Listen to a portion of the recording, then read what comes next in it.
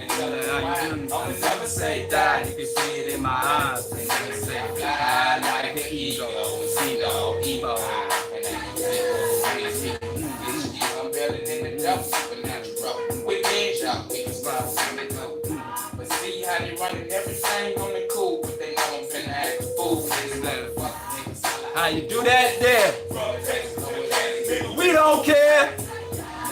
How you do that there? We don't care. How you do that there?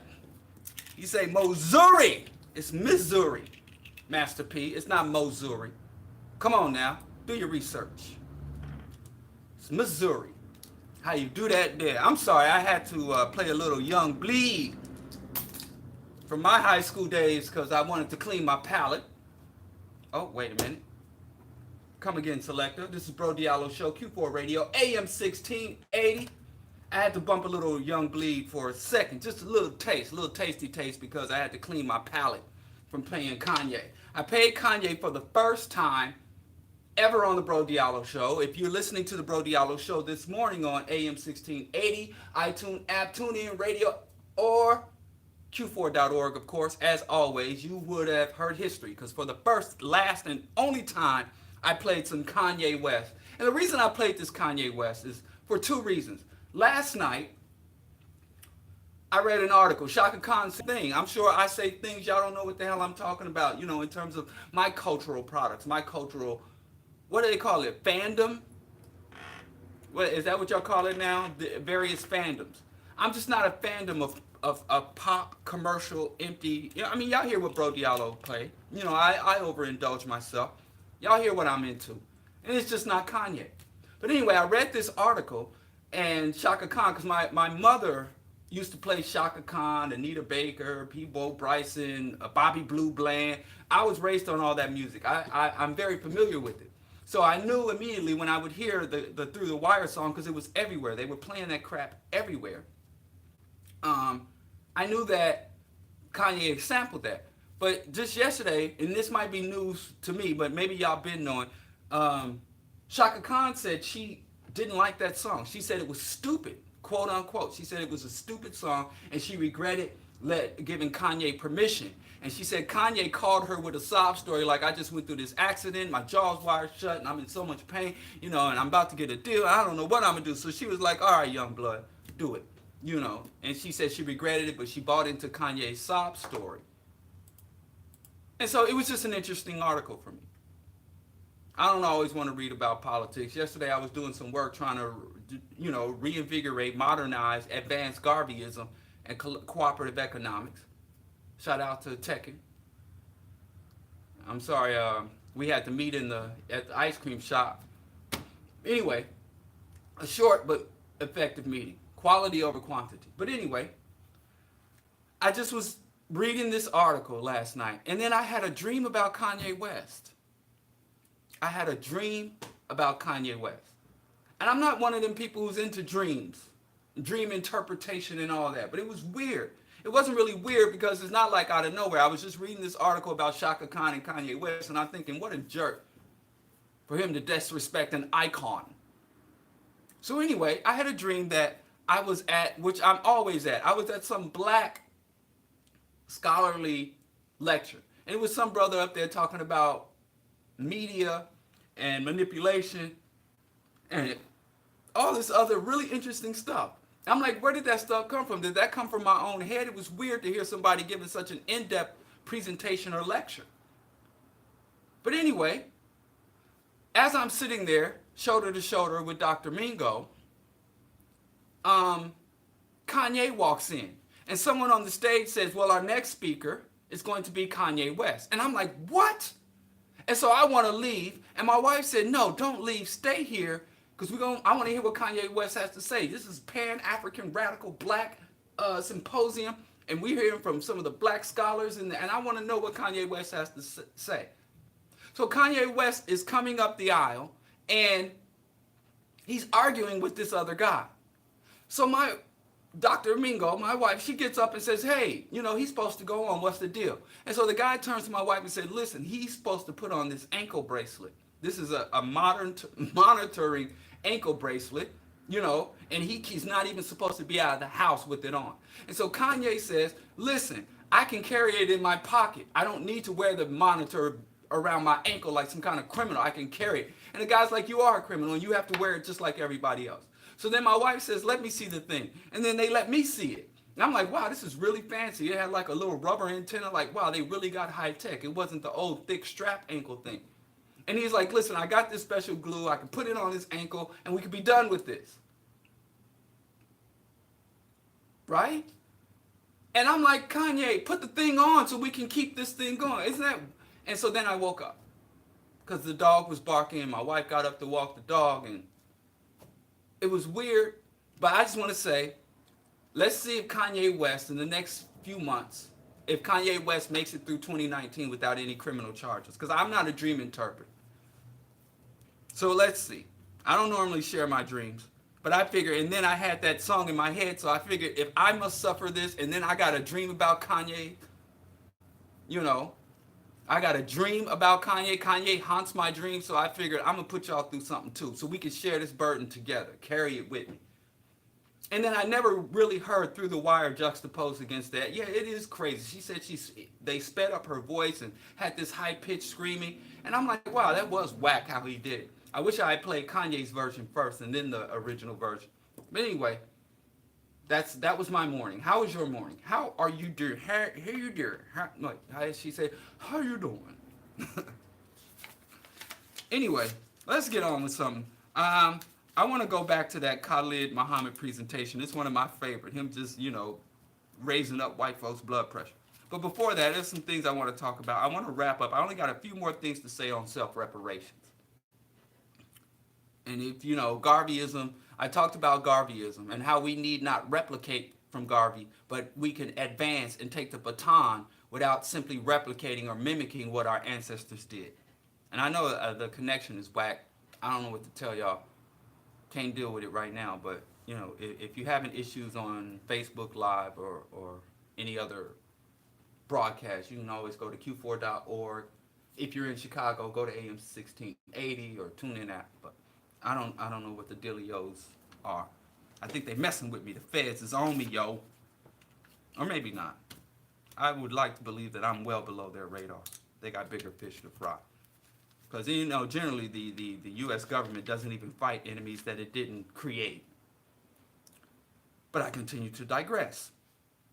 The Democratic debate, I'm telling y'all, I think the best bet for America right now is Governor Jay Inslee, because he seems to understand that the number one threat to all of humanity right now is global warming, concentration of carbon in the upper atmosphere, and the positive feedback loops that are coming with the methane vaults and all methane from the melting permafrost.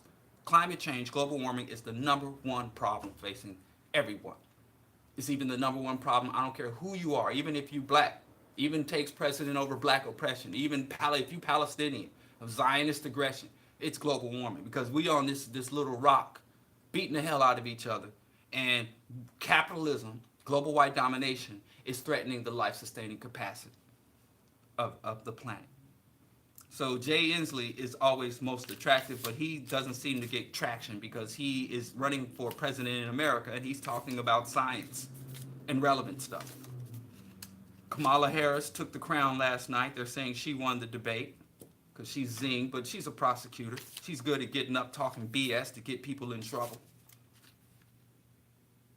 I think Elizabeth Warren and Bernie Sanders probably got the best national policy. Jay Inslee got the best global policy. I really don't like that guaranteed minimum income capitalist douchebag dude for many reasons. I have always, and I keep telling y'all that 15 an hour and all that is a hustle and a distraction. A minimum wage means nothing without a maximum wage. If you truly are an economic progressive, you will be talking about the upper income tax rate. You would be moving the upper income tax rate to at least 98 to 100%. And that is the only thing that has been able to construct the middle class and create, mutual prosperity in this racist nation. But that's again, all that's white. This they country. That's they flag. But I don't want to talk too much, because if I get into the Democratic debates, I'll never come out. I'm trying to avoid talking about the election more than 1 or 2 months out of the election. I'm supposed to be talking about a bunch of these lying ass clowns, these neoliberal scumbags, you know, these pseudo socialists. I'm supposed to spend the next year talking about them every time they pop their heads up. So I'm going to hold off, maybe at least until the first primary election, until the white folks had, they say, in Iowa, for the Iowa caucus, the New Hampshire caucus. Now, that is the most racist thing, the first 2 caucuses in these little nowhere-ass white places. So we don't even get our say till white folks had our say, even though we are more loyal to the Democratic Party than anyone else. They still should, the Democratic caucus should be, the first primary vote should be in you know, southern Florida, in Chicago, Atlanta, Georgia, where the Democratic strongholds. Not these disloyal ass rednecks. But I freaking digress. I'm trying hard to avoid talking about the presidential election. There's one more thing I want to say. First, allow me to tell you this. This is something that has stuck with me that this guy by the name of Peter Coffin has said. There is no such, I don't know if he originated, but that's where I heard it from. Y'all love to go and quadruple check me. And I appreciate y'all quadruple checking me. But just, know that I'm not saying he's the first one to said it, which I don't think he is, but he's the one I read it from. All right? He wrote his book on manufactured identities, and he said there's no ethical consumption under capitalism. There's no ethical consumption under capitalism. Even me being a vegan, even me when I buy my conflict-free diamonds, which I don't, but if I was to buy a diamond, I'd buy a conflict-free diamond. Or trying to buy, fair trade coffee, which my wife goes and buys her fair trade coffee, and I get my fair trade chocolate. That's not ethical consumption. That is an illusion. That is self-delusion. But a bigger problem, because there's no ethical consumption under capitalism, the only way you can be truly ethical, the only way you can be a good person, the only way you can be humane and decent is outside of the market. The market is the area in a society where goods and services are exchanged for money, revenues. That's what the market is, the modern market. Goods, you go in, you enter into the market, you purchase something, and you offer something in town. Now, there are several types of currency. Some currency is money, but there's also eyeballs and clicks. Now, clicks are currency in the modern digital economy. So if I can get millions of people, which I can't even get 1,000 people, but if I could get millions, some of these YouTube videos, the dumber, the most irrelevant YouTube videos, I'll see someone share a video with me and it'll have 15 million people have taken time to watch that. Now those people's eyeballs, their clicks, their shares, those are currency. And those will generate revenue. And whether it's capital or social capital or online influencer capital, those are currencies and products and services. That's all it is. But everybody's there to extract. And all of your input is for the purpose of extraction. When you enter the job market, you go there to work the job so you can get some money. Even if you love your job, you are in the marketplace and you have to follow and submit to market principles. And then when you go to entertain yourself, you don't just walk to the lakeshore and sit and contemplate life while skipping pebbles across the lake. You got to go to the Festival of Life or the Chosen Few, and you engage in market interaction. So the market, the purpose of capitalists, they want to make every single human interaction, every single human relationship, they want to bring it into the market, which really means capitalists literally say, which my wife has worked with some real capitalists, not the people who make that money, who secure the bag, but actual people who control the means of production, true capitalists, the people who live off of their dividends and investment, people who don't earn wages. They profit from investments and holdings and controlling the means of production. And their mantra is, who's going to make a buck? What is the point of doing something if you're not making money at it? If someone's got to make a buck. Yeah, I don't care if it's healthcare or entertainment. What is the purpose of doing it? There's no reason to do something if you can't make a buck. Now, The capitalists used to say, well, you have the market, and then you had the family, you had society, you had religion, you had politics. So you had the market, which was one element of a multi-layered society. But as Marx predicted 100 years ago, and as modern day investment capital and global investment capital has proven, that the capitalism respects nothing. So the capitalists want every single interaction we have, every waking moment of our life, they want us engaged in a market transaction so that they can generate profit, direct, manipulate us. And then they want to put us in competing boxes. So if I'm a progressive liberal and you're a right-wing conservative, how do we express that? Through our consumption. As a progressive liberal, I buy Nike because Nike put Colin Kaepernick on the cover. Or I'm going to go to Disneyland because Disneyland has a gay day. And so I'm a right-wing conservative. So I go to Chick-fil-A because Chick-fil-A values my principles. And I go to a Randy Travis concert because he's a real American. So even if in our political ideology, we express who our political beliefs, our religious beliefs, our fundamental values in the marketplace. They want to turn everything into a market transaction. But under capitalism, there is no ethical consumption under capitalism. So it was a time where you could say, listen, I can't consume ethically, I can't earn or generate profit ethically, but I can interact with the people in my life outside of the market in an ethical way. So you still had opportunities to be ethical, to be a good person, to be a decent, well-rounded human being. But that is no more because every single element of human life has been taken over by the market. Everything's a freaking market transaction, and everything is thought about in market terms. And this is not natural. It is a fairly recent phenomenon, even in the last century. This has not even happened up until the 1920s and 30s, where the common people first started investing in the stock market and started, chomping around the edges, the phrase of capitalism. And people are like, well, I'm not a capitalist, but I can buy me a second property and I can become a low-level slumlord and I'm making this money, secure the bag. And there was a time before that where even rich people would play humble. It was considered low class, unethical, and even ungodly to pursue wealth or to acknowledge that you pursue wealth. So the people who wanted to secure the bag had to deny. The richest man in the world, John D. Rockefeller, would walk the streets giving nickels and pennies to children and pretend like he was a great philanthropist. Because if he really articulated his true desires, I am a parasitic, greedy parasite on society, he would have been lynched. But now they can come out, Money Mayweather and these wealthy people brag, and they come out and compete to get at the Forbes list, and being greedy parasite is something we celebrate. And these money hoarders who people used to think, they used to literally hang speculators.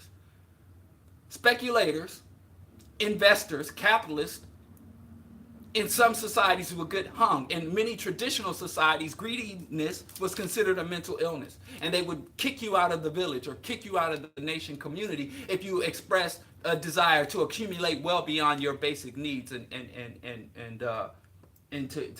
wants. And what used to be understood to be a pathological mental process and pathological behavior is now celebrated, and we allow these people to lead us, to inspire us. We tell our children to be like these parasitic madmen and women now. So anyway, the reason I'm talking about this, I'm trying to lay the groundwork for this article that I saw, but I see a lot of this. And this article said, men are asking women on pre-dates so that they don't waste their time. So now in our courtships, in our relationships, we're starting to enter them as though they are investment opportunities. Like, I'm wasting my time if I spend time with you, but if I don't get a return on that investment. So if I see a young woman I like on the streets, I introduce myself. We exchange contact information. And then as I'm tweeting her, I'm talking on the phone to her, I'm inviting her out, this is all time I'm investing. And where is this going? Am I going to extract some value from this? Whether it's sex, marriage, and offspring. What is your credit score? And we really think that this is practical, pragmatic behavior. This is utter insanity. Now, first of all, what do you mean by wasting time? And when I hear talk about people and time, they're like, time is limited. Time is money, which time is not money. Money is not even money, but that's a whole nother issue. And so the only time I hear people acknowledge that they are not wasting time is when they're earning money. So if I'm at work, nobody ever will tell you in your life, in the United States at least, you're wasting your time at work. Even if your work is dehumanizing, even if your work is debilitating and destroying your body. If you're like, I get out here and when I'm sick, I go to work. When I'm tired, I go to work. When I'm lonely, I go to work. My child died and my wife is sick and I get up and go to work. People will celebrate you and say, go boy. They don't even say, what type of work do you do? Does your work even bring value to this society? Like, no, I work at a factory that makes chocolate molds of people's anuses and we sell them to high-end freaky customers. But are you making money? Yes, then go with God. So they've turned us into market production and consumption units. We are no longer human. We are human resources. And they don't even hide it. I say this all the time. When I first got my first job, they used to refer to us as the workforce or the labor force. And then they took off force and then they would just say labor. And they would talk about labor interest versus capital interest and management. And after I'd been in the work field for a time, they stopped saying work, labor force, or workers or laborers and started calling us human resources. And nobody's insulted by that. And they're going to change the name again. They're going to start calling us consumption units and manufacturing units, producers and consumers, earners and takers. And they keep leveling down these definitions and these titles that they give us. And then we take this dehumanizing understanding that we get from the unethical, capitalist, racist marketplace, and we want to take it into the bedroom. We want to take it into our interpersonal relationships. It used to be my great-grandpa Bowie would come home from the rail yard, missing fingers, broken. And he'd come home to his family, and that's where you let it out. Like these white folks, all they care about is money. We used to criticize white people for that. All white folks care about is money. And they understood, listen, black people, every time we turn around, we beat them down. We tell them they're not human. We tear them up as best as we can. Oh, this is curious. If you're calling me, you should send a text. Give me a second here. There's something unusual going on.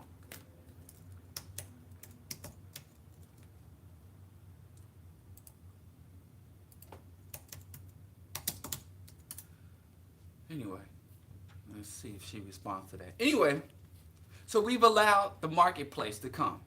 And you could tell someone, I'm working hard. I'm sacrificing. I'm losing sleep. I don't eat. And I sacrifice. I'm giving my all to this. And they were like, what's this? My business, my career. And be like, yeah, worth every second of it. Yeah, you kill yourself to get the bag. But if you use that same thing, it's like, yeah, I'm losing sleep, I'm struggling, I'm sacrificing, I'm doing everything in my power. And somebody says, for what? To be with this woman. What? What? Would you need to focus on you. Forget that woman. Blah, blah, blah, blah, blah. We are dehumanizing and devaluing ourselves. We're self-cleaning oven. Everything white folks used to do to us, now we have inculcated, indoctrinated, accepted, and now are practicing the same dehumanizing values with each other. What's her credit score? I had this meme where they were talking about if a woman doesn't make so much money, if a woman doesn't have a job, if a woman it had this whole list of things. It said if the woman doesn't meet this long list of things, then don't give her any sex. Now, if y'all want to tie intimacy to economics, which you shouldn't, but if you tie intimacy to economics, and you don't control the economy, if you allow your intimacy to be tied to economics and you don't control the economy, you are literally handing over voluntarily your reproduction to your oppressor. You are allowing them to dictate when, how, and where you do it. You're allowing them to literally directly control. If they say, well, we don't have enough black people, our jails are getting empty, we don't have enough basketball people to chase these balls and footballs, we don't have enough fodder for our military, we need more black people. We predict in the next 25 years we're going to invade Iran. We're going to go into and surround Russia and China, and we're going to invade China. So we're going to need at least, 15 million additional black people. So all they do is go into the Federal Reserve, manipulate interest rates, go to the corporate heads and say, listen, we're going to have this investment, go to the universities and say, let more color boys in. All right, we're going to take the restraints off of the public school system. We're going to invest, and we're going to expand black reproduction. And y'all black people like, things are good, and when things is good, then you have baby. I got time to waste trying to cultivate a relationship with another man or woman. And then they're like, we got too many black people. We got artificial intelligence. We got drones to fight our wars. We got robots to manufacture our goods. And look, we can lock up white boys. We don't need to lock up black people. We can start our opium war on our own people and start locking up white people. And hell, we don't need these prisoners. Plus, we don't need black prisoners anymore because we're locking up migrants and illegal immigrants and refugees. So we don't need black people anymore. So what do? You go to the Federal Reserve. You basically choke off black economics. And then you choke off black economics instead of black people saying we need to unite for black economic liberation. Wait, there's no such thing as economic liberation. Y'all got me talking y'all nonsense. There's either liberation or not. Ain't no nothing before or after liberation. Ain't no economic, spiritual, individual. There's liberation or oppression. Ain't no halfway crooks. But anyway, so we're allowing them to pull our purse strings. And then we sit at home thinking, wow, it's me. It's my personal responsibility. Personal responsibility is a myth. Individualism and even individuality are a myth. You are an individual. And what is an individual? The sum total of the society's impact. You are what society made you. And society is what you put into it.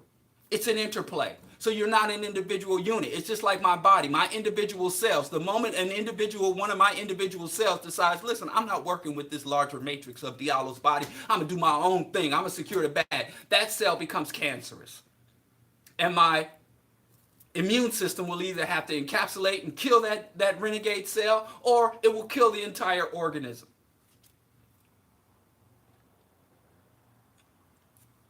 So I think it's sad. Now, black people have always been practical and frugal when it came to sex, intimacy, marriage. We've been very practical and frugal, but we've never been market-driven. We've never been market-driven. Go back and listen to the old R&B songs. Go back and listen to Otis Redding, Cigarettes and Coffee. Try a Little Tenderness. Go back and listen. Before we allowed Western capitalistic pathology to infiltrate our bedrooms, to control our gonads and our reproductive cycles. Go back and listen to the type of music and how we serenaded each other, the type of intimate and relationship values that we had. And now you come now.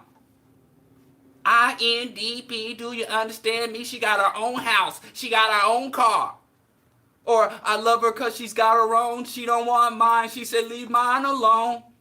Her swag matches my swag. So instead of y'all cooperating and sharing, everybody got to have their own. And the white man gets paid off of all of that.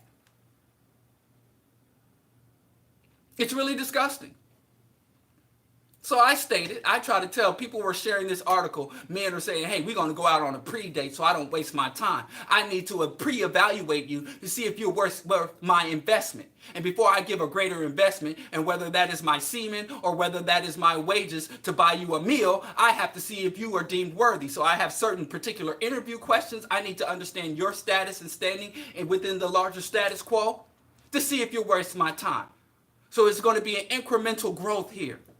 And y'all can come out with pie charts and graphs. You are being bred by your master. You're voluntarily. Because the master would say, when I need some little suckers, I need some pickaninnies, he would go out and do economic projections. And say, do I have to go and buy a whole slave, or do I have the time in my economic agenda to breed up some slaves? So depending on how you are, if you're a white farmer and you've just come into a large swath of land, you done killed your brother and you're going to inherit his plantation, and his plantation has a whole bunch of lumber on it, then you have to say, well, what I'm going to do is I have to go buy some fully farmed work slaves. But then I can say, well, I don't need fully farmed slaves. I got these acreages that I'm growing, and over the next, dozen years in this cycle, I got a long-term expansion plan so I can afford to breed these slaves. I don't have to buy them wholesale. I can raise them up. But our reproduction was tied to white economics during slavery. And whether or not a black woman got pregnant and they would drown that baby, feed that baby to gators, or allow that child to be fed and allow that child to grow up to become a whole person, was all rested in white people's economic interests, not in black people's desires. And we're doing that today. And it is utterly disgusting. And y'all make these cute little internet articles. And it's a really cute article. And men are asking women out. And we got all this beautiful language. Just like y'all, instead of saying, y'all say white privilege, people of color. Y'all got all this beautiful euphemisms and all this beautiful language to not have to say what you are. I'm a human resource. You are a slave. And now today, black reproduction, black intimacy is tied to white economics. Not according to black interests. And you're like, no, I don't care nothing about what white people do. I don't even care what black. It's all about me and myself. That's the slave. That's how slaves survive. He raped my mama. He sold my brother and my sister off to the next plantation. But I'm worried about me. I'm going to meet my quota. I'm going to keep myself out of trouble. I'm not going to feel the lash.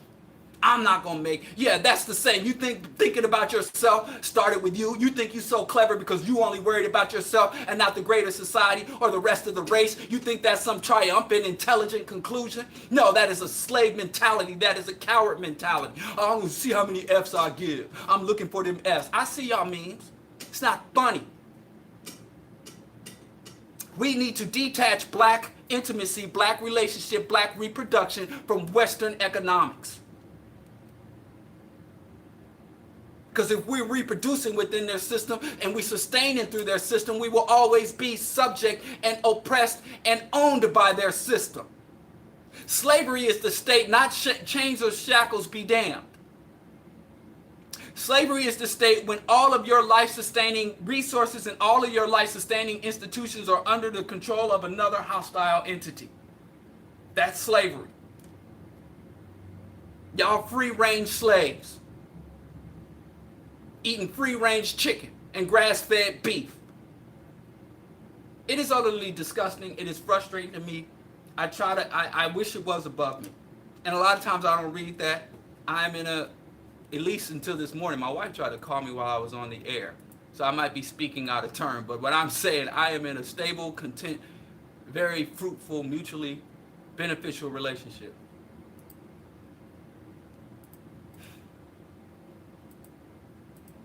So I don't talk much about this relationship stuff. But the way I see y'all, and I can't even say young people, because there's people twice my age playing these games. She ain't worth my time. I ain't gonna pay her. What the hell is wrong with y'all? Y'all don't even understand. We've been in this country for 300 years and don't understand anything about it. So yeah, you go ahead and start to use market principles and market values in your intimate relationships and see how well it works. Look how well white people's relationship, and y'all really salivate. I think people like Dr. Umar masturbate to white marriage statistics. They love those statistics. They don't give a damn about the reality on the ground. They don't use the statistics in the proper historical and societal context. Y'all just want high marriage rates. And you anti-abortionists just want baby. Y'all just want more fodder. But anyway, that annoyed the crap out of me. But y'all go ahead. See how y'all get back to me and tell me how it works out for you. All this being economically responsible and economic practicality. And this is just one article. I don't even need to pick on this article. I see them everywhere. From that old ugly thing that says she don't date a black man that got less than his credit score. And then you got black women, literally, and I'm not even joking. It's like, I'm about social justice, Black Lives Matter, Black boy joy. And as soon as a black man comes, it's like, well, I have some disagreement with some of your positions. Oh, you on your mama's couch. You and your mama's trying to economically shame somebody.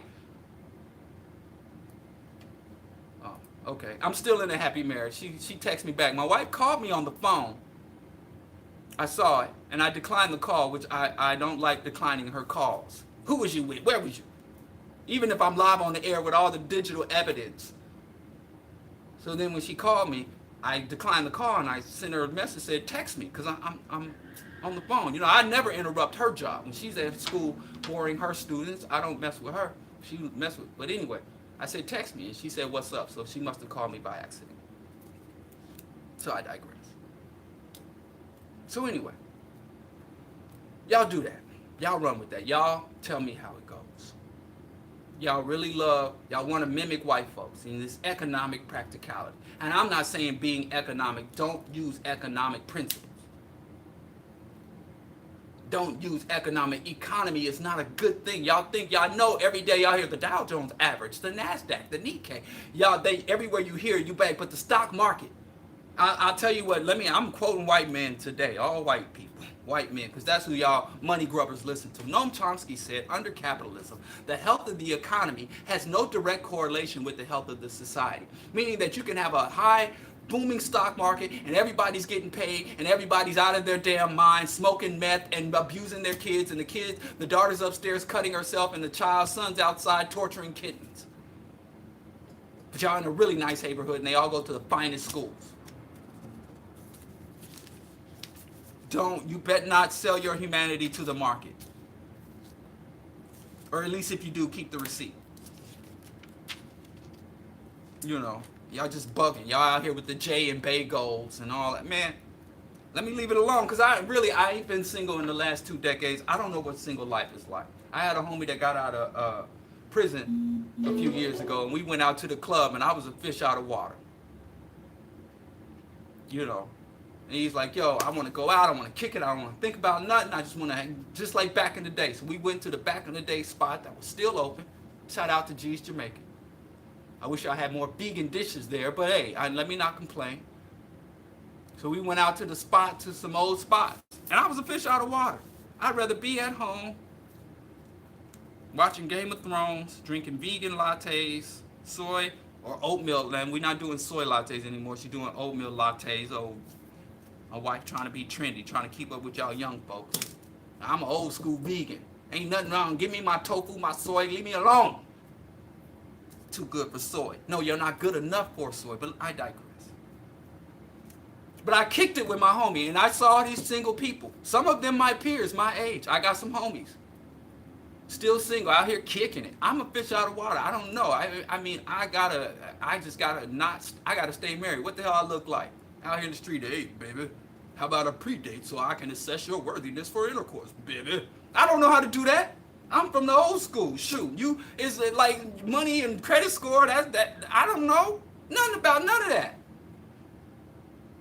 Because whatever way, you know, I'm from the 70s. Oh, whatever day, we gonna make a way, we gonna do this, and we gotta suffer together, we gonna rise together, we gonna die. You know, that's where I come from. Hey, that's just gonna be part of our story we tell our kids. We was eating butter sandwiches on stale bread, but we together and we made it all. But y'all don't want that no more. You want to tell your kids about how you went to Aruba and how you survived the Dominican Republic in a 4-star hotel drinking Alizé. And those are the triumphant stories you want to tell black kids. I don't know. Let me get off this subject. Don't listen to me. Go ahead. Y'all do it. And because I do enjoy y'all internet drama. That's the only thing. I live a relatively drama-free life. Except my wife and she mad at me because she don't think I walk the dog enough. But beyond that, ain't no drama, internet-worthy drama. So y'all go ahead and follow these degenerate principles for the foundation of your relationship.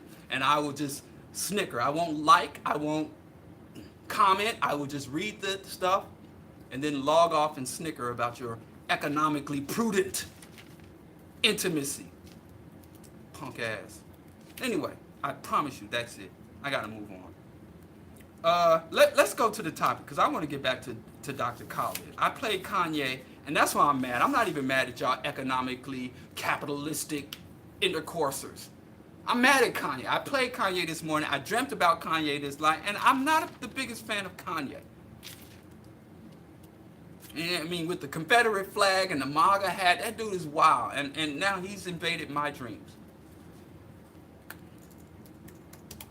Let me just respond to that text. Anyway, let's talk about economic self-reparations. Let's just go ahead, and this is a good segue. I had some other things on the list I'm trying to avoid. In fact, I'm going to scratch off some of my notes so I make sure. I'm going to do my damnedest to not talk about politics until at least the first primary. It's just too early for me. And I know I'm into politics, but I don't know if y'all are. Y'all tell me. If y'all want to talk and follow this stupid-ass horse race, we can. Y'all tell me. I work for y'all. But anyway, if you listened to yesterday's show, we talked about Garveyism and self-reparations. Yesterday was the 100th anniversary of the incorporation of the Black Star Line, Marcus Garvey's flagship steamship company for transportation of goods and services across the African diaspora, and eventually it was to be for the transporting of Africans back to the continent, repatriation. And yesterday I also held a meeting in recognition to that anniversary to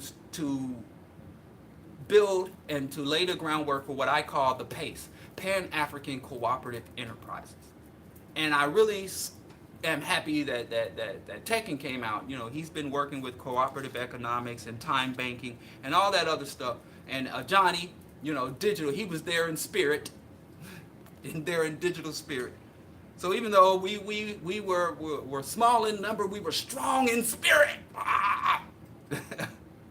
Anyway, so I'm happy. I'm trying to catch up with Cam. Cam's out there trying to get y'all reparations and make sure ADOS stop taking credit for something they didn't had nothing to do with.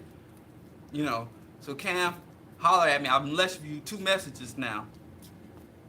Okay, let's say Cam, if we got to go on a pre-date, and Kyle, we were supposed to go on a pre-date to the Chicago Holocaust Museum. So when I get back from Indianapolis, I'm going to the Holocaust Museum. If you want to go there with me, because I'm gonna need somebody to restrain me, because at the Holocaust Museum they have a exhibit on chattel slavery, and my just curiosity, I've been fighting it, but I'm going. And Kyle said he would go with me. So Kyle, holla at me. Anybody else that want to go, let's make a date. Let's make a pre-date and see if we're wasting our time. Let's all just make our relationships have an economic values and foundations. But anyway, so we had that meeting. And next Friday, I think I won't be back on till next Friday because I'm going to be out of town all early. I'm leaving this weekend. I'll be during the week. And I plan on getting on a boat and going out and rowing and getting on a rowboat or a kayak and going to the middle of the lake and just sit and stare for at least 3 hours. Just let the sun bake my brain. Because every time I go out of town, it's some conference or some research grant or some work in going to visit my relatives, which is a lot of work. You know, trying to duck. They throwing chicken bones and pork ribs at me. They think that's so funny. They think that my veganism and my atheism is just a 20+ year phase that I'm going through. And if they just wave one spare rib, barbecue rib in my face, I'll just leap on it and fix my life. So I got to prepare for all the corny ass, you want some? Jokes. Carl, Chris, Clint. I'm ready for that same tired ass joke y'all tell every 20 years. They pull out a steak. Ooh, this is good. Look at this Bernie. You know you want some. That's the corniest joke. So anyway, this time when I go out of town, I'm going to go in the middle of the lake and sit there and cook. That's my plan. Until my wife calls me back and is like, look, we got to go do these interviews and surveys. But anyway, let's talk about reparations. First of all, allow me to say that the modern reparations movement is not a reparations movement. And black people, y'all don't know what the hell a reparations is. Now, what the modern day reparations movement actually is economic integration, not reparations. There is a stark difference between economic integration and reparations. But like I said, we like fancy words. So we don't want to just say that we're engaged, or that the people who are supposedly fighting for reparations, they don't want to call it integration. Now, back in the 60s and 50s, it was okay to say integration and desegregation. We shall overcome one day, deep in my heart. I do believe we shall overcome. Keep your eyes on the prize. But all that language is bankrupt now, because we got everything we were fighting for back then, and we're in a worse state now. So a lot of integrationists don't like to carry that label. A lot of desegregationists don't want to carry that label, because those labels are sullied. So now they got these more radical words. I'm for black empowerment. No, you're not. They haven't quite started using liberation. So they changed up a lot of the language. They were like, we're Negroes, and now we're black, and now we're African American. And we went from, we want desegregation, we want integration, and now they're saying we want reparations. But it's all the same hustle. And it's going to have the same outcome, I predict. Now, allow me to explain it to you a little more in depth. First, I'm going to talk about what is economic integration and what is true reparations. Now, when you look at integration, integration takes several forms. You have political integration, you have social cultural integration, you have educational integration or school desegregation. And all of integration is, and I'll list it for you, and this is what white folks and black folks agreed. Integration means lowering barriers for black people, or Negroes as we were called. Barriers for black people to participate fully in the society. So you lower barriers from the public and private sector. No more poll tax, or you know, that's, well, they got poll taxes still. They as most Def said, we start keeping pace, they change up the tempo. Or as Del Jones said, which we explained, I think, on Monday, they loosen up to get a tighter grip. So they remove barriers to black people voting. They move barriers to black people getting into school. They remove barriers from, and these barriers were social barriers. They weren't economic barriers. They were social and cultural barriers. So a Negro will get up and conk his hair and throw on his finest Sunday suit and button his shirt all the way to the top and put on his hat and twirl his cane and walk down to the local bank and says, hey, bank, I'd like a loan to expand my farm or to buy some farm equipment. And they say, nigger, if you don't get your ass out of here, we'll have you strung from a tree by high noon. That was a social barrier to economic opportunity. A Negro would conk his hair up, put on his finest Sunday clothes, then take his diploma and stroll up to Harvard or whatever white school and say, hey, sir, I done got the best grades. I speak the standard Queen's English, and I'm ready to get a higher education. They say, nigger, if you don't pack up those books and get the hell out of this admissions office. Or a Negro would do the same thing, conk his hair, put on his finest suit, march to the post office and say, hey, I'm a full-on citizen and I'm here to register to vote at my local government post office. They say, nigger, if you don't get out of here. So those barriers were moved. No more nigger get out of here.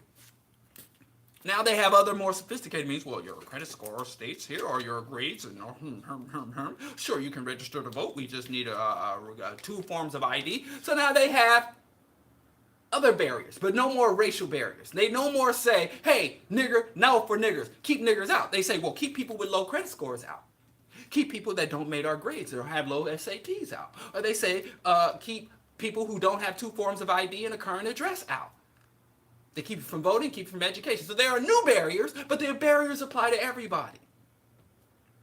But then black people say, well, because of our history, these other non-racial barriers are too high for us to surmount. That's why we need reparations. But removing barriers or lowering barriers for full participation and full actualization of our citizenship.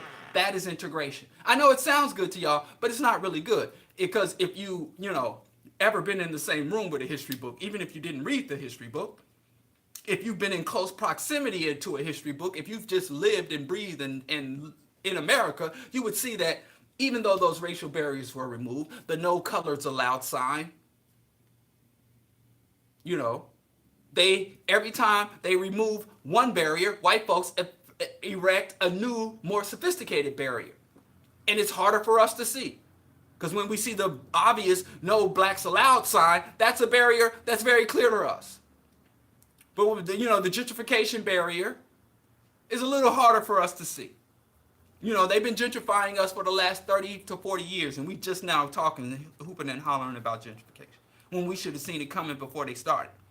If we really study history, we can predict what white folks are going to do before they even know what they're going to do, because they've been very consistent, if nothing else.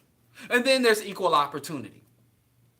Equal opportunity and lowering barriers, they're interrelated. And then there's multiculturalism. Not only do you get to come and participate and play patty-cake and footsie with white folks, you get to come with your Bantu knots.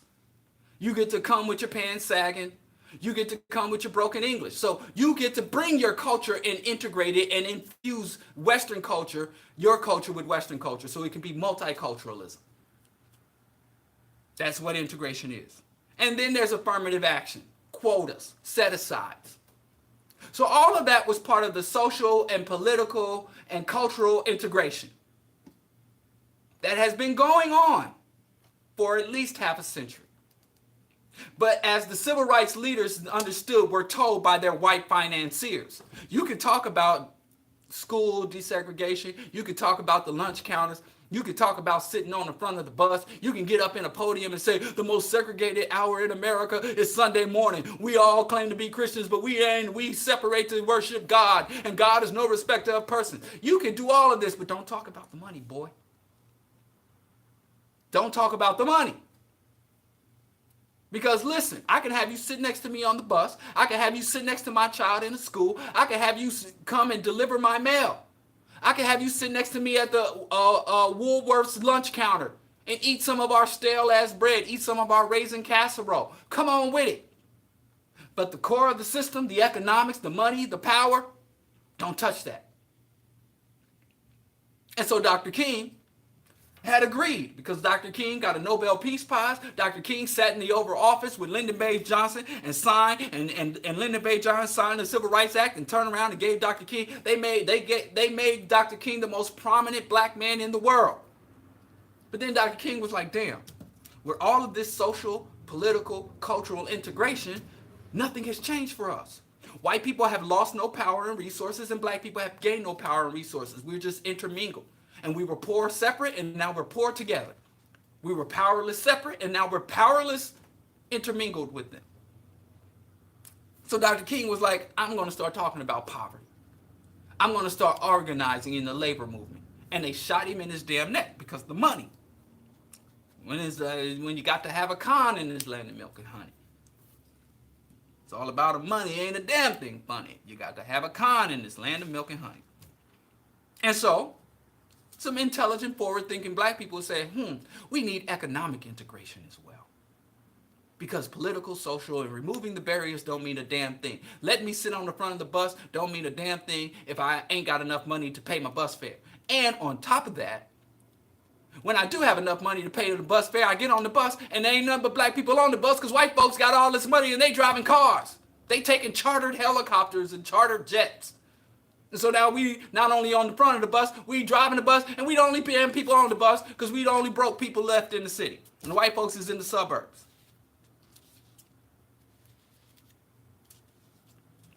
And so we thought we was clever. We thought we were forward thinking. We thought we were moving to a whole nother level when we said, well, we're going to talk about the money now, black dollars. We're going to talk about the money.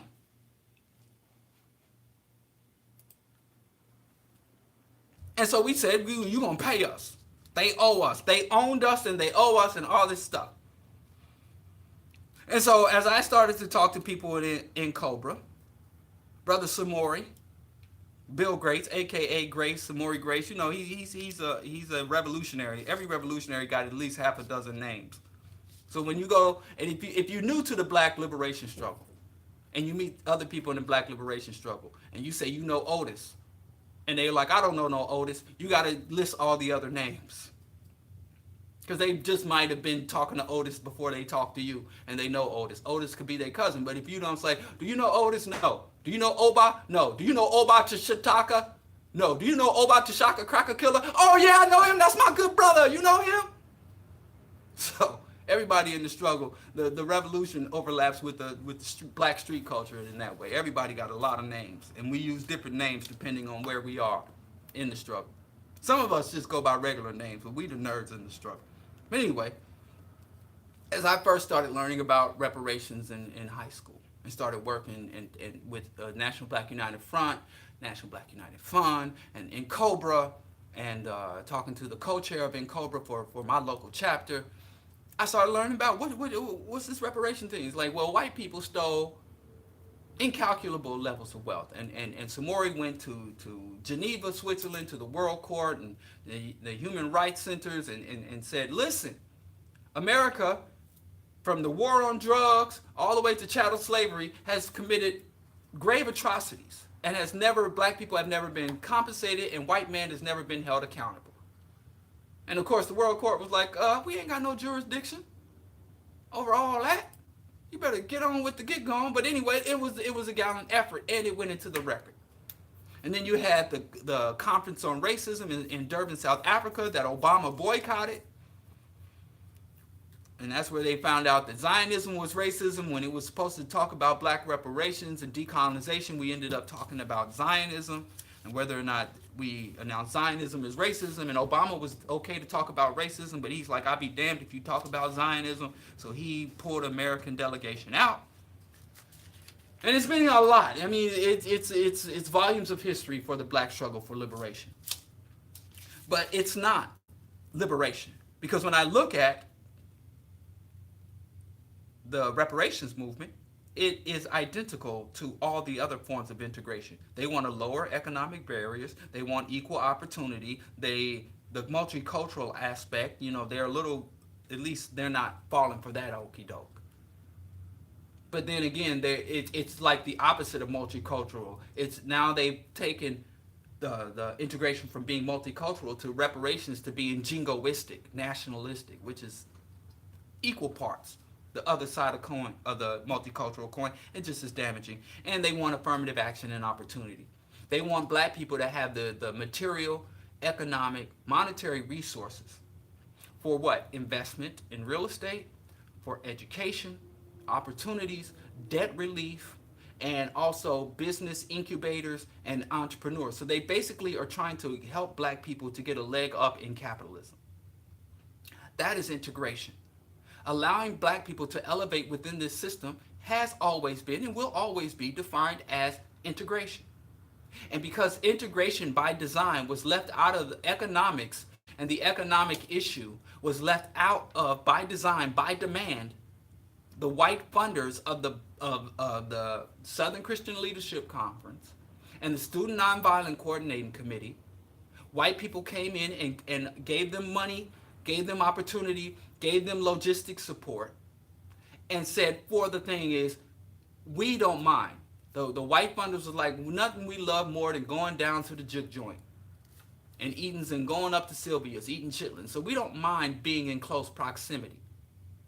I've always said, black people, we made the mistake of thinking that the issue of race and racism was a proximity problem. Even Dick Gregory once said, which I don't agree with, he said, once we integrated the schools and young white children were able to sit in desks right next to young black children. And he said white people in America, when he was coming up in the 1930s and 40s, used to think, we're told that black people had tails, and we would tuck our tails in our pants. And they said that we emitted a certain foul stench. And white children would believe this because they never had access to black people. They weren't around black people. They thought that we stole, that we were lazy, that we couldn't even speak right. And then they would make movies and have Step and Fetching on there.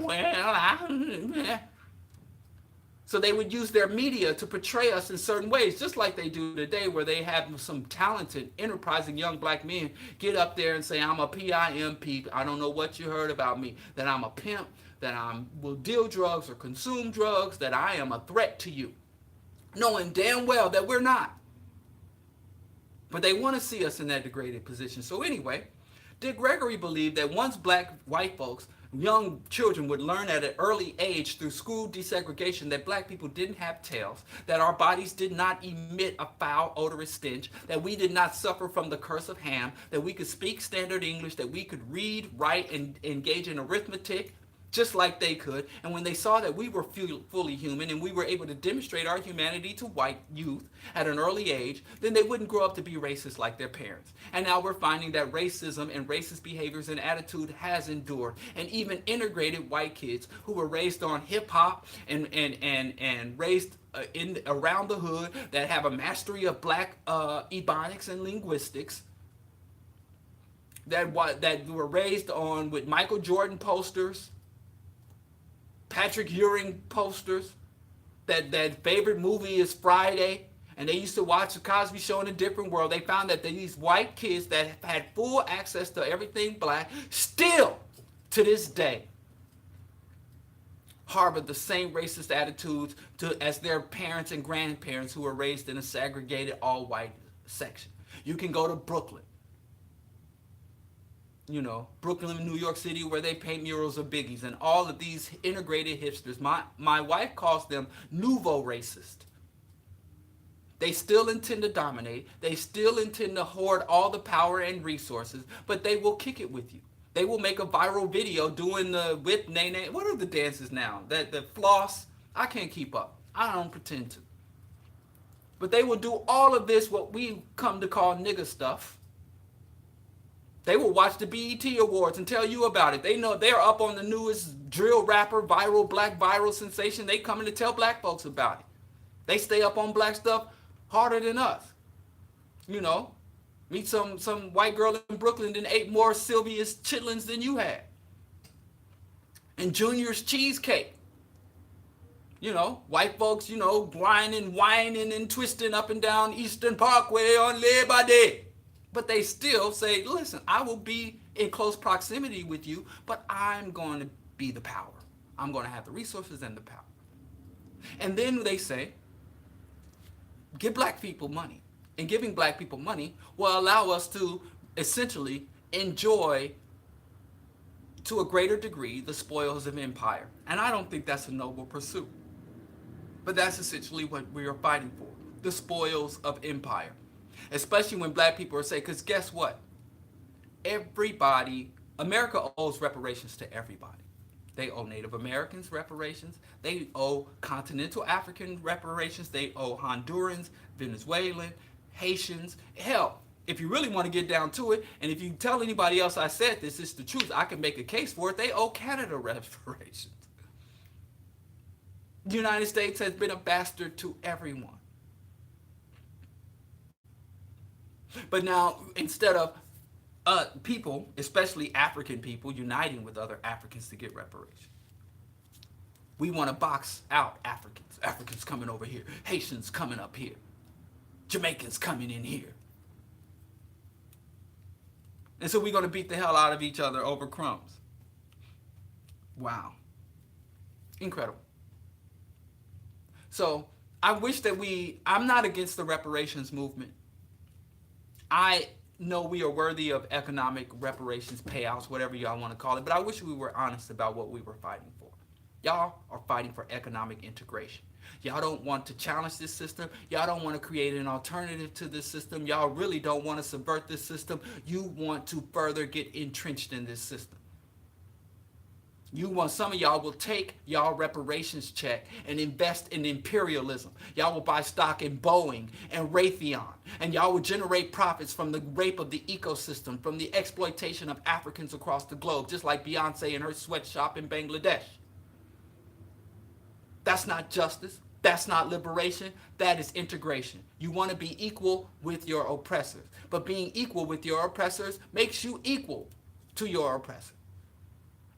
So you have to engage, even if we get the bag, even if we get the millions of dollars. This is what I tell y'all all the time. Because black people, we worship black people who go from rags to riches. We really love and really believe Jay-Z went from Marcy Projects to being a billionaire from his own hard work and not the rape and exploitation of other people, economic rape. I don't know about the other, but you know what I'm saying. And we love that.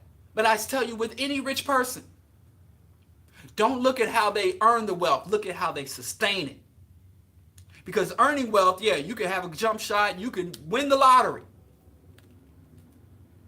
And we focus on how rich people, black people spend their money. We don't look at how they sustain and grow their money. And when you look at every single one without exception, even some of your faves, even some of y'all relationship goals, even some of y'all bays, they sustain their money the same way the other people do, through investing in the empire, white domination, oppression, and hyper exploitation of the rest of the world.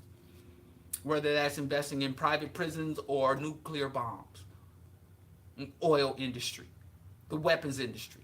Snoop Doggy Dogg just came out a couple of years ago and said that he was going to divest all of his money from guns, from gun manufacturing, because he doesn't want to see gun violence anymore after he saw some white kids getting mass shot up in their white schools and their white communities. He couldn't take it. He thought getting shot was strictly for his niggas, like NWA, Tupac said, strictly for niggas. Look at how they maintain the money on this reparations thing. So, only thing I'm asking, I'm not trying to tear down. I just want y'all to be honest. Stop calling it reparations. Call it economic integration. Now, what is reparations truly? Reparations for black people not just means that we get made whole from the economic deprivation and the economic crimes. It means that the people who committed the crimes against you are no longer in a position to commit those crimes. That's what economic reparations, that's what reparations is. Economic integration means give you a payoff. Reparations means that you are made whole. You are restored to the position that you were in prior to the crime. So if we were sovereign, African, free, distant from their stuff, people, communal people, then in order to give black people reparations, you have to restore our sovereignty or get out of our way and stop. So in order for reparations to be real, the United States would have to commit to dismantling its empire. An empire cannot give you reparations because they're still engaged in the very crime that you're seeking to be repaired for. Malcolm X said you can't stick a knife in my back 4 inches, pull it out 2 inches, and call that reparations. Or call that justice. So reparation truly means that the United States, either voluntarily or through force, ends all of the practices of imperialism, white domination, capitalist exploitation, and oppression. All forms of it. Not just pay us off so that we can go invest in private prisons. Not pay us off so that we can go invest and generate profit from the military-industrial complex. Not just pay us off so we can go and be indoctrinated into their institutions of higher learning. And then go work in corporate America, or even worse than work in corporate America, establish our own multinational parasitic corporations. So if you're not saying, hey, the empire must be dissolved, bring those nuclear subs and those aircraft carriers from around the world, bring them back to the United States ports and deconstruct them. Make windmills out of them. Make solar panels out of them. All of the 800 plus bases in over 200 countries around the world, decommission those bases. Have all of the U.S. troops return to the United States and then go to each and every one of those sovereign nations and say, listen, we got Camp X right here. Go to the Cuban people and say, here are the keys to this base. We can either deconstruct it and take the materials home, or we can turn the property over to you, to your sovereign control, and do with it as you will. That's reparations. To render null and void all mining contracts, all extractive industries, All extractive industries, I don't care if it's U.S. fishing companies or U.S. mining companies, all extractive industry contracts must be torn up. All debt, foreign and domestic, of African people and the African diaspora and the African continent must be forgiven. This is a reset. Reparation means to repair. But y'all don't hear me though. That's what real reparations is. And that's why they don't fight for real reparations. Because guess what? If black people fought for reparations, not only would there have to be no more Warren Buffetts, there couldn't be any more Jay-Z's. Reparations means a redistribution of the wealth. Not you getting some wealth, but a complete and total reproduction. And it doesn't just mean that we gain. They must lose. They must give something up. Because if we get money, but they still maintain the power, they still maintain the control of the resources, then guess what? Where do we have to go and buy? Who's going to get paid off of black reparations ultimately? Who's saving? Whose trust funds will black reparations end up in? The same places your wages go right now, your reparations funds will go that same way. And let's say, well, I'm not like that. I'm not just going to go buy some Nikes. I'm not just going to go buy a car with some rims. When I get my reparations money, I'm going to start a business. What kind of business you going to start? You going to become a contractor? Where you going to get the lumber? Where you going to get the drywall? Where you going to get the damn hammer? Where are you going to buy the vehicles to transport your workers and your materials for your reparations construction? I'm in business for myself. You're not in business for yourself. Even there's no such thing as private enterprise. All businesses are integrated. And guess what else you need if you're going to have a business? Not only your licenses and certification, who will be responsible for giving you your license and certification? Who will be responsible for insuring your company? And even if you get private insurance and private licenses, when you own a contracting company, you got to get civic license, government licenses. And so you got to go to these resentful white people, these resentful government bureaucrats and say, hey, I want to get this zoning paperwork done. I want to get this approval. I need to get the inspectors out, the city inspectors. And they got 1,000,001 way to break our ankles and kneecap us economically, even if every black person had a PhD and $1 billion in our pocket. If we don't control the means of production, if all we have is a whole bunch of fiat and a whole bunch of promises, we're still in the same place. And yes, you might be able to get a higher quality of liquor and a flyer quality of clothes, and maybe you can upgrade your living situation, which I don't knock that at all. But don't call it liberation or reparations. Call it integration. Even if you start your own damn business, which I've started, I don't know how many businesses. In Kansas City, Missouri, and New York City, and here in Chicago. Right now, I can pull out my food service license out of my wallet and all and profit, not-for-profit, LLC, sole proprietorship, all of that. You got to go through the white man's government. And you're going to have all these angry white people because guess what? The average white person in America, regardless of what the politicians do or don't do, the average white person in America is delusional. And they believe that black people owe a debt to America, not the other way around. And I know y'all voted for Obama, didn't think nothing about the white backlash because y'all just want to, dance in white people's faces. Ooh, look at us. We got, just like Obama's election inspired black people. It also inspired white people. Obama's election, it wouldn't be no Trump and no right-wing white fascist uprising across the world without Obama. So if they got mad at Obama, guess what they're going to do when reparations come? Are we preparing for that? Or are we just going to act like, well, the police? If white people don't give us what we want, we'll go to the police. If white people don't take our money, your money's no good here. Remember that? Those old movies? You walk in like, I got my reparations dollars. Your money's no good here, nigga. Hand out.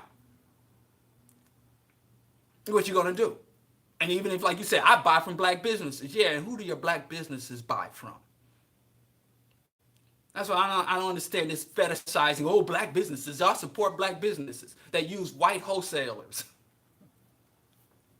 This ain't an economic, and I keep telling black folks, this is not an economic issue. Our problem is not economic. Our economic status, our poverty, our substandard housing, our inadequate schools, Our violence and crime-ridden neighborhoods are not the problem. They are a byproduct. They are a symptom of the problem. We're not going to get anywhere without liberation. We got affirmative action. We got school desegregation. We got set-asides. We didn't get everything, but with the few things we got, they hurt us. Because and here's the thing that I hate to acknowledge, because people take this the wrong way. There's nothing black people, because I'm not giving credit to whites, but there's nothing in this country that black people have been denied. Anything we're willing to mobilize and fight for, we have secured. Our problem is we fight for the wrong stuff. We mobilize and march and die for the wrong stuff. And if I wasn't on the radio, I wouldn't say stuff. I'd say the other S word.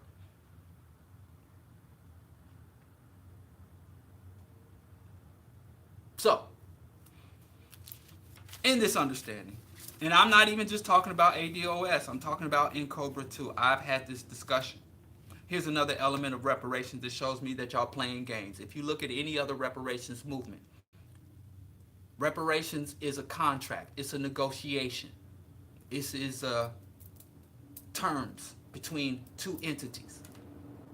And what is to be understood is that both the payer and the receiver, if reparations are granted, both sides will receive some type of benefit. And if there is a denial or delay of reparations, one side or both sides will have to do some harm. So, in terms of benefit, when you pay reparations, the one who pays reparation is supposed to be absolved of the crime. They're supposed to be given some social and even global capital to say, hey, we made this thing right. And after that, like Germany, when Germany paid off the Jews, Germany denounced Nazism. They even made it a crime to deny the Holocaust. Germany paid reparations, right? And as a result, Germany was able to establish friendly trade and open trade with other nations. Other nations that were shunning Germany would say, hey, send your delegations, come to our country and open an embassy. There were all these things opening up and made available to Germany as a result of Germany paying Jews reparations. So the reparations payer is supposed to receive some benefit. But the only way to receive some benefit is to be denied something. We deny United States nothing. We level no consequences, no penalties against the United States for slavery and ongoing racial aggression. So if we start to level consequences, if we start to level some severe and direct sanctions, we will be in a better position to negotiate for reparations and say, hey, give us our reparations and we can provide you with some relief, some opportunity for an elevated status. We offer nothing. All we can say is do it because it's right. Pay us because you owe us. But a debt is only as good as your ability to collect it. So if I owe the government money, the government can put me in jail. The government can destroy my credit rating. They can garnish my wages. They can even take my home from me. And push come to shove, they can even put me in a debtor's prison. So owing the United States debt as an individual, they can resell that debt. They can trade. They can receive loans based on that debt because their ability to collect that debt is very strong. But if I owe Round the Way Filet, if I owe old Jabbo Jones from up the block a debt, and he's like, man, pay me my money. I'm like, get it when you get it. I'll pay you when I pay you, sucker. And he's not stronger than me. He doesn't have more guns than me. He has no more authority or autonomy or strength or anything in this society. I have higher standing than him. And he has no ability to collect that debt. So what does it mean to me? And if I'm out trying to do something in society, nobody's going to listen to him and say, hey, this guy doesn't pay a debt. Then nobody listens to him. So a debt is only good as your capacity to collect it. And your capacity to collect a debt is directly proportional to your ability to impose consequences on the person who owes you the debt. What consequences have we imposed on America? What are we willing to do now? And our ability, because it is a collective debt, we have to have the capacity to collectively mobilize our people and move our people to act in unison. Even if we say, we can't target the government is too big and powerful. And we can't say, well, we're going to boycott shoes, because if we boycott shoes, we don't make our own shoes. But there are what's the number one shoe manufacturer in the world? Nike. No black people wear Nikes. And no black people follow any other black people in the public arena that wear Nikes. So any basketball players that wear Nikes, we don't watch their games. We don't buy our kids our posters. We don't buy their jerseys.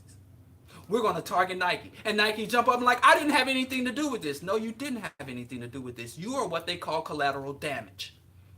If you don't know what collateral damage is, go to Iraq, go to Afghanistan, go to Somalia or Sudan, go to the Congo, go to Haiti. Collateral damage is, I don't have enough power. Yeah, some people are going to get hurt that probably don't deserve to get hurt.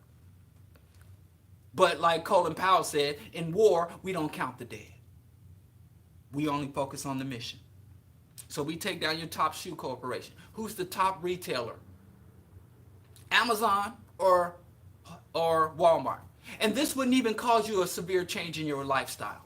You got hundreds of other high-end, corny-ass, ugly shoes to buy from.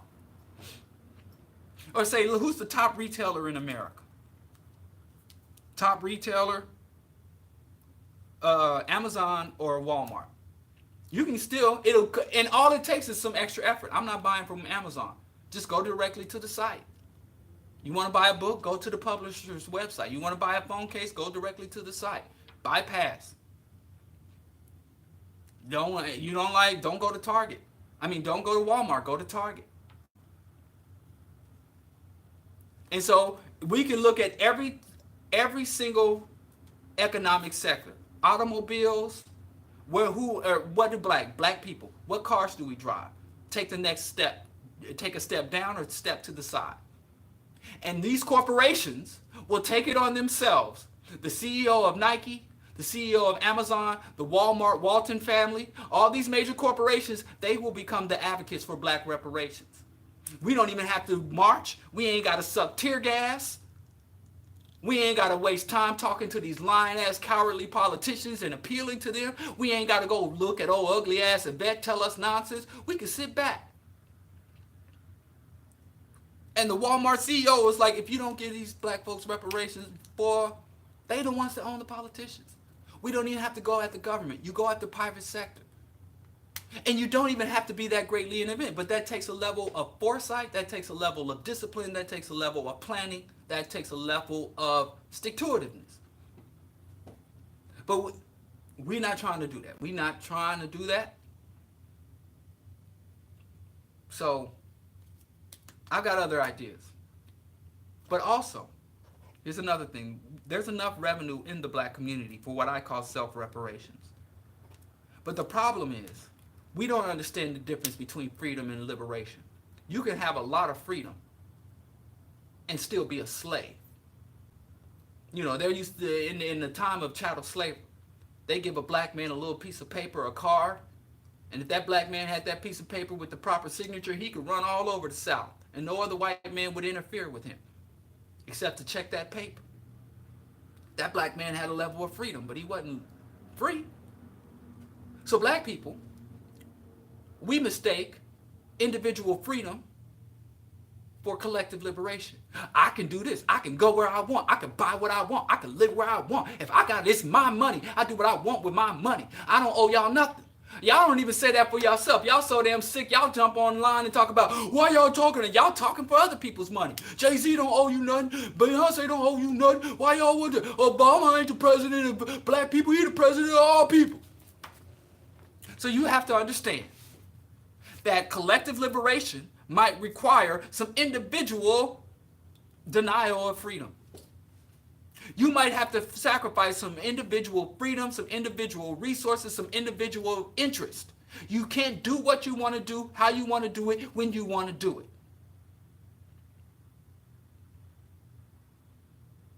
So that's another thing. You have to coordinate your activities. You have to subordinate your own personal interest to the collective interest.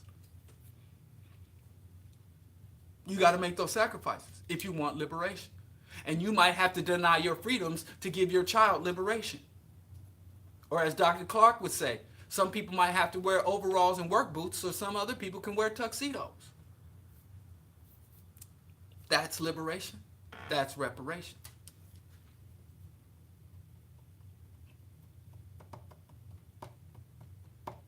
So, it ain't hard There are literally volumes and volumes of books, lectures, articles, journals that lay this stuff out. What I'm telling y'all is not even radical stuff. I'm not even talking revolution. I'm talking about practical politics. Revolutions is a little further to the left of that. And I'm willing to get with these actions. I'm willing to support these actions. I'm willing to participate in these actions. But y'all don't want that. Like I said, what we do in our communities, we do atrocity hopping. We just wait for them to murder one of our children. We wait for some white liberal scholars to go and do a study on Fifth Third Bank and find that Fifth Third Bank is denying black people with higher credit scores loans, and they're giving white folks with lower credit scores better rates and terms and interest rates on their loans. And then we hoop and we holler. And then some CEO or some muckety muck comes out and makes a formal statement of apology and makes a promise to give a few dollars to the United Negro College Fund, or we call out old Al Sharpton and have him get up on stage and shake his jowls at white folks, blah, blah, blah, blah, blah, blah, blah. And then we wait and go sit down to the next atrocity. And if they do too many atrocities concentrated together, we'll hoop and holler. But if they do too many back to back to back, stacks on stacks on stacks, then we'll do a rebellion. We'll burn something. We'll tip over some cars and then go back to sleep. We have to revolutionize our people. We have to do revolution. I'm sick of this cycle. We've been fighting for the same damn stuff, using the same damn methods against the same damn people for 300 years. It's time to switch it up, y'all. Seriously. But anyway, I want to get back to Khalid Muhammad. This is Bro Diallo Show, Q4 Radio, AM 1680. Please, if you can, become a Patreon to help sustain us on the air. I'm here working for y'all. I'm going to be in Indiana, I think Indianapolis, Sunday, Monday, Tuesday, Wednesday. I think I'll get back either Thursday morning or Thursday evening. If you're in Indianapolis, at Diallo, give me a holler. Let me know where the vegan spots are, the Ital spots, good Ethiopian eats. Let me know if there's anything besides, canoes and basketball. Let me know. And next Friday, I'll be talking about this organization that Johnny and I are building, are trying to get it out the starting blocks, the African World Coalition, what our agenda is, why we are. Anyway, Q4 Radio, AM 1680, tune in app, iTunes Radio. I don't even think I said this. Today is June 28th in the year of your Lord, 2019. And we're going to go back to Dr. Khalid, and I will see y'all. Man, maybe I can get back by Wednesday, but I seriously doubt it. To do Wednesday show. But if I'm not here, we're going to be paying reruns on Monday and Wednesday, and I'll be live and direct again on Friday. Are you an entertainer, or are you a committed person to black people? I'm so glad.